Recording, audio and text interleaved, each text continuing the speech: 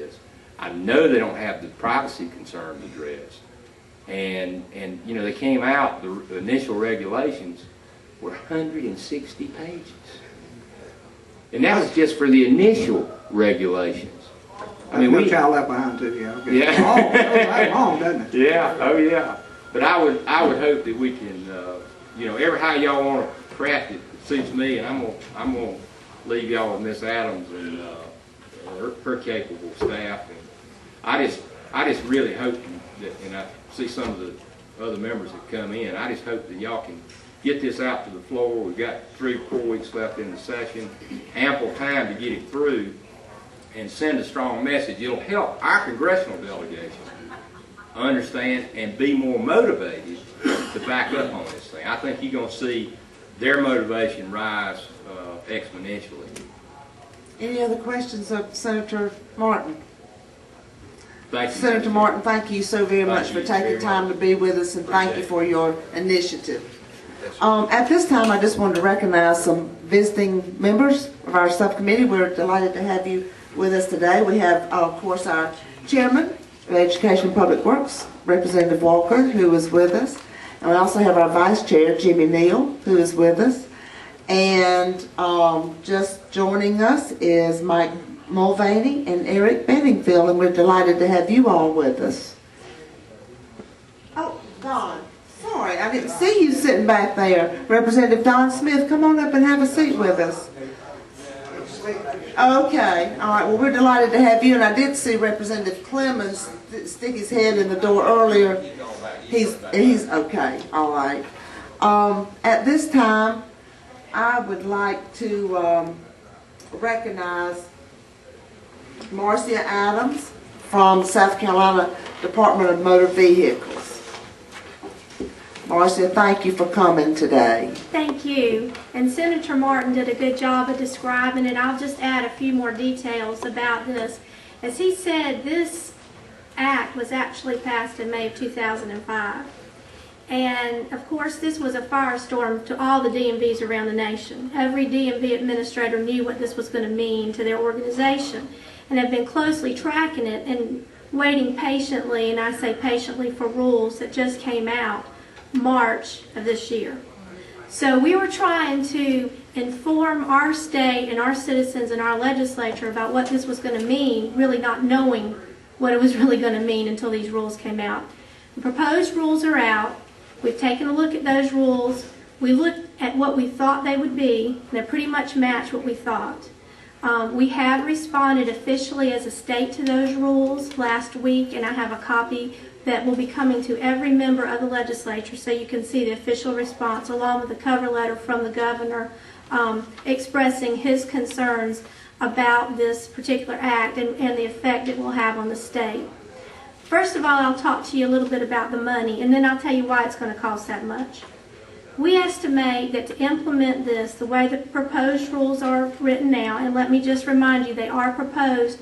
The final rules Homeland Security estimates will be out sometime late summer, early fall. Remember, we have to sign an agreement in October, but we won't see the final rules till late summer, early fall.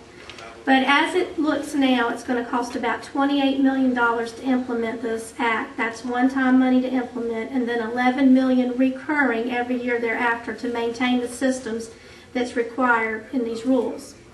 And the reason that this costs so much is there's what they call an enrollment period.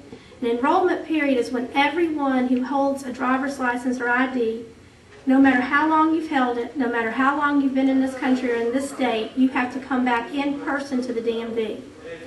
In person with your documents to prove who you are, your identity and name, which is most commonly done through a birth certificate or a passport, with your social security number, and with 2 proofs of address. Now, in South Carolina, we already do that for a first-time license. If you come in now and you want to apply for a license or ID card, it's the first time you do that. If you move here from another state, you do that already. But this is everyone.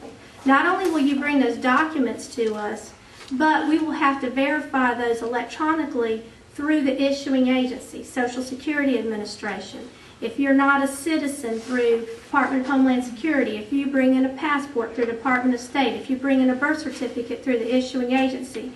These systems, except for two, do not exist now. The federal government has not designed them, is in the process of trying to decide what the specs should be, is in the process of trying to decide whether they would even have naming standards, because something as simple as if your name is James Smith, but for some reason you've gone by Jimmy Smith, and you may have Jimmy Smith on your passport and James Smith on your social security card and something else on another document, you're not going to verify. Simple as that.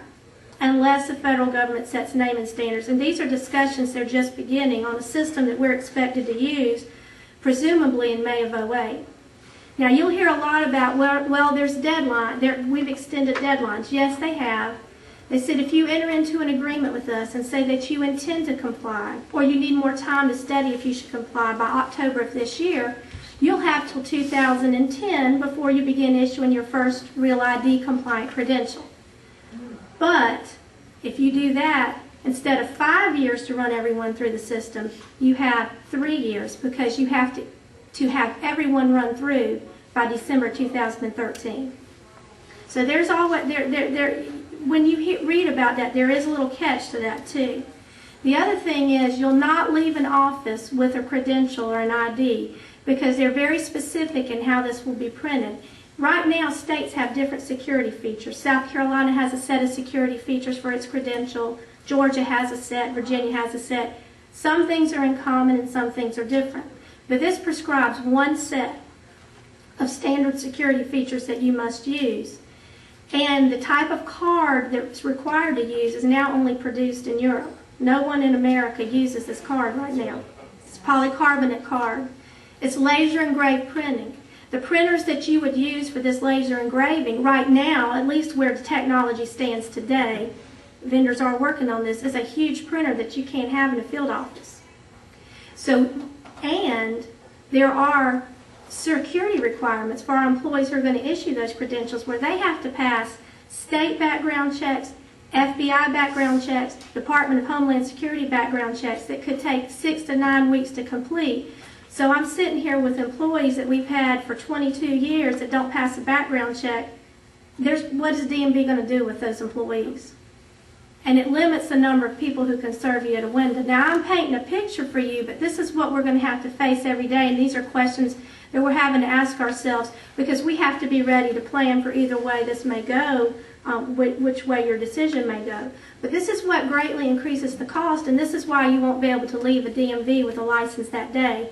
You'll come in, we'll have to give you a temporary driving certificate that would allow you to drive, and wait on these verification systems. That's also why it will be very expensive. You won't be able to use the internet, you won't be able to use the mail anymore, at least not on your first time. There is some latitude built into these rules that allow you every other time. The longest period before you have to come back in and renew after you've become enrolled the first time is 8 years. Right now we have a 10-year license. You could go no longer than 8 years by this law. So there's things that definitely change the way we would do business in South Carolina and the way that our citizens are used to doing business with us. And one of the things that's really sold a lot of people is the internet, and that will completely go away. There are more detail